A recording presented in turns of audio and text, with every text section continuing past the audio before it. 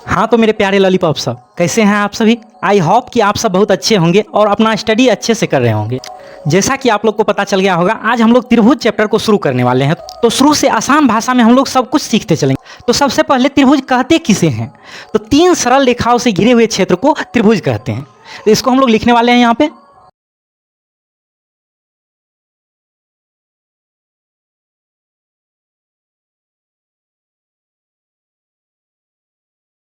तो तीन सरल रेखाओं से घिरे हुए आकृति को त्रिभुज कहते हैं। तो इस चैप्टर में मुख्य रूप से हम लोग जानने वाले हैं समरूप और सर्वांगसम के बारे में। तो सबसे पहले हम लोग समरूप के बारे में जानते हैं। समरूप, तो समरूप किसे कहते हैं? जिसका रूप देखने में समान लगे उसको हम लोग समरूप कहते हैं। जैसे देखिए, ये एक हमारा त्रिभुज है और मान के चलिए कि तीनों का कोण जो है ना 60 डिग्री का है। उसके बाद ये मेरा एक त्रिभुज है और इस तीनों का भी कोण जो है ना कितना डिग्री का है? 60 डिग्री का। तो ये दोनों जो है समरूप हो जाएंगे। दोनों आपस में क्या हो जाएंगे? समरूप हो जाएंगे। आकार में छोटा बड़ा हो सकता है लेकिन ये रूप में समान है, इसीलिए इसको हम लोग समरूप कहेंगे। अगला एग्जाम्पल से जान लेते हैं हम लोग। तो अगला एग्जाम्पल में जैसे देखिए, ये हम लोग का एक त्रिभुज है और इस त्रिभुज में क्या है, हम लोग का ये जो है हमारा 40 डिग्री है और ये हमारा जो है 80 डिग्री है और ये हमारा जो है 60 डिग्री का है। तो इसमें जो है हम लोग का, अब देखिए दूसरा त्रिभुज एक और बनाते हैं हम लोग। तो इसमें जो है हम लोग का ये कोण जो है ना 40 डिग्री का है। ये कोण कितना डिग्री का है? 40 डिग्री का है। और दूसरा कोण हम लोग का ये वाला कोण 80 डिग्री का है। ये वाला कोण 80 डिग्री का है और ये हमारा जो है 60 डिग्री का है। तो देखिए ये जो है उल्टा लग रहा होगा लेकिन दोनों जो है हम लोग का क्या हो जाएगा? समरूप हो जाएगा, क्योंकि दोनों को जब जो है इधर से घुमाएंगे हम लोग तो सभी कोण जो है आपस में बराबर हो जाएंगे और सभी भुजाओं का अनुपात भी बराबर होगा। तो ये हमारा समरूप हो जाएगा। उसके बाद अगला एग्जाम्पल जान लीजिए, सभी वर्ग आपस में समरूप होते हैं। सभी वर्ग आपस में क्या होते हैं? जैसे इसका भुजा है 5 सेंटीमीटर या मीटर, कुछ भी ले लेते हैं। उसके बाद ये जो है दूसरा वर्ग है हम लोग का, जिसका भुजा का लंबाई है 12 मीटर या सेंटीमीटर, कुछ भी इकाई ले लीजिए। ये हमारा दोनों वर्ग आपस में क्या हो जाएगा? समरूप हो जाएगा, क्योंकि वर्ग का सभी कोण 90 डिग्री का होता है और ये वर्ग का भी कोण सभी कोण 90 डिग्री का होगा। अतः ये दोनों जो है वर्ग आपस में क्या होंगे? समरूप होंगे।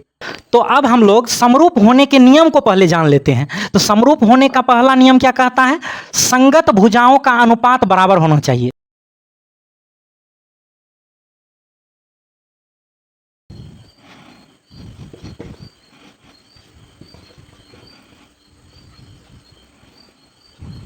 संगत भुजाओं का अनुपात बराबर होना चाहिए। दूसरा नियम क्या कहता है? संगत कोण बराबर होना चाहिए।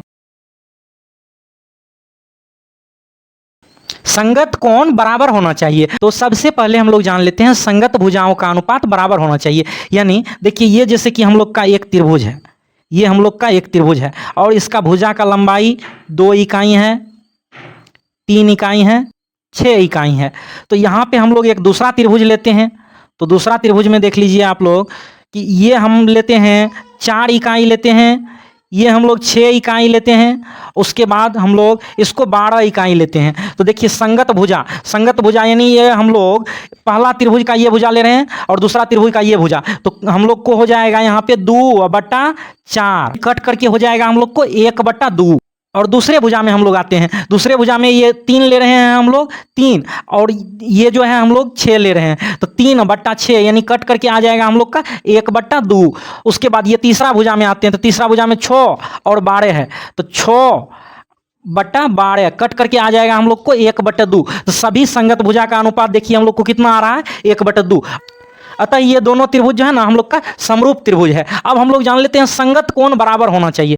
जैसे ये कोण हमारा अगर 80 डिग्री का है तो यहाँ पे जो है, तब यहाँ पे हमारा ये कोण कितना डिग्री हो जाएगा? 80 डिग्री हो जाएगा।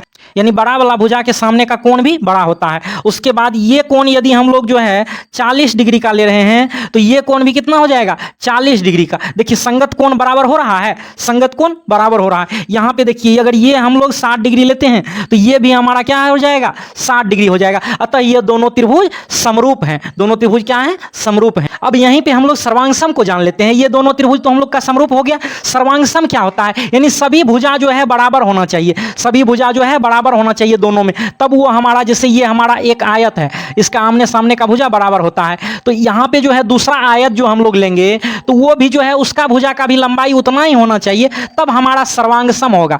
यानी सर्वांग सम होने के लिए दोनों में संगत भुजा जो है बराबर होना चाहिए। तो ये हम कहेंगे क्या समरूप होगा? तो हाँ, ये भी हमारा समरूप होगा, लेकिन ये हमारा समरूप है, सर्वांग सम नहीं है।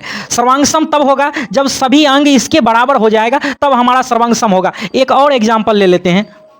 जैसे ये हमारा एक त्रिभुज है और इस त्रिभुज में ये भुजा का लंबाई 3 हो गया, ये 4 हो गया और ये 5 हो गया। तो अगर हम लोग इस त्रिभुज को इस प्रकार से बना लेते हैं कि ये हमारा जो है ना 3 हो जाएगा, ये 4 हो जाएगा और ये 5 हो जाएगा, तो ये भी हमारा सर्वांग सम होगा। ये भी दोनों भी क्या हो जाएगा हम लोग का? सर्वांग सम होगा। ये दोनों भी क्या होगा हम लोग का? आपस में सर्वांग सम होगा। और ये सर्वांग सम है तो ये समरूप भी होगा, लेकिन जो समरूप है जरूरी नहीं है कि वो सर्वांग सम होंगे। तो इसी पे आधारित हम लोग प्रश्नावली 6.1 के कुछ सवाल को कर लेते हैं। तो हम लोग का सवाल है 1 नंबर के रोमन के 1 में सभी वृत्त डैश होते हैं। तो सभी वृत्त, किसी का त्रिज्या देखिए बड़ा हो सकता है और किसी का छोटा हो सकता है। जैसे ये 7 सेंटीमीटर का हो गया और ये जो है हम लोग का 2 सेंटीमीटर का हो गया। तो ये यहाँ पे जो है ना हम लोग को रूप में समान दिख रहा है, रूप में समान दिख रहा है, इसलिए हम लोग को ये समरूप हो जाएगा। इसमें हम लोग समरूप भर सकते हैं, समरूप होते हैं। सभी वृत्त क्या होते हैं? तो आपस में समरूप होते हैं। अगला हम लोग का 2 नंबर में है सभी वर्ग डैश होते हैं। तो सभी वर्ग देखिए, एक छोटा वर्ग और एक बड़ा वर्ग दोनों लेंगे हम लोग, तो दोनों में क्या जो है हम लोग का रूप समान होगा, क्योंकि दोनों का जो है प्रत्येक कोण 90 डिग्री का होगा, इसीलिए रूप समान होगा, इसीलिए हमारा समरूप यहाँ पे सही आंसर हो जाएगा। यानी सभी वर्ग समरूप होते हैं, समरूप होते हैं। 3 नंबर का है सभी डैश त्रिभुज समरूप होते हैं। तो सभी कौन से त्रिभुज समरूप होंगे? समद्विबाहु या समबाहु। तो समबाहु त्रिभुज जो होंगे उसमें प्रत्येक कोण 60 डिग्री का होगा, और बड़ा वाला भी जो समबाहु त्रिभुज लेंगे उसका भी प्रत्येक कोण कितना डिग्री का होगा? 60 डिग्री का होगा। यानी सभी समबाहु त्रिभुज जो है ना क्या होते हैं? समरूप होते हैं। तो यहाँ पे हम लोग समबाहु भर देंगे, समबाहु, यानी सभी समबाहु त्रिभुज समरूप होते हैं। चौथा प्रश्न है हम लोग का भुजाओं की समान संख्या वाले 2 बहुभुज समरूप होते हैं यदि उनके संगत कोण डैश हो तथा उनकी संगत भुजाएं डैश हो। हम लोग को बराबर और समानुपाती को दोनों ब्रैकेट में भरना है। तो इस प्रकार का क्वेश्चन ऑब्जेक्टिव में हम लोग को पूछा जाता है। तो ध्यान से देखना है, भुजाओं की समान संख्या वाले 2 बहुभुज समरूप होते हैं यदि उनके संगत कोण बराबर होते हैं, तब वे समरूप होंगे। संगत कोण क्या होते हैं? बराबर होते हैं, संगत कोण बराबर होते हैं। और क्या होता है? उनकी संगत भुजाएं समानुपाती होती है। संगत भुजाएं क्या होती है? समानुपाती। इसमें हम लोग बराबर भर देंगे, इसमें हम लोग समानुपाती। ये हो गया हम लोग का सही आंसर। मैंने क्लास 10th का पूरा मैथ आप लोगों के लिए बिल्कुल फ्री में पढ़ा दिया है। तो यदि आपको किसी चैप्टर के लिंक का जरूरत हो तो मेरे व्हाट्सएप नंबर पे मैसेज कर दीजिए। हम आपको बिल्कुल फ्री में तैयारी करने के लिए अनेकों सुविधाएं प्रोवाइड करते हैं। वीडियो को लाइक करें, दोस्तों में शेयर करें, कमेंट बॉक्स में लिखें कि आपको हमारा वीडियो कैसा लगता है।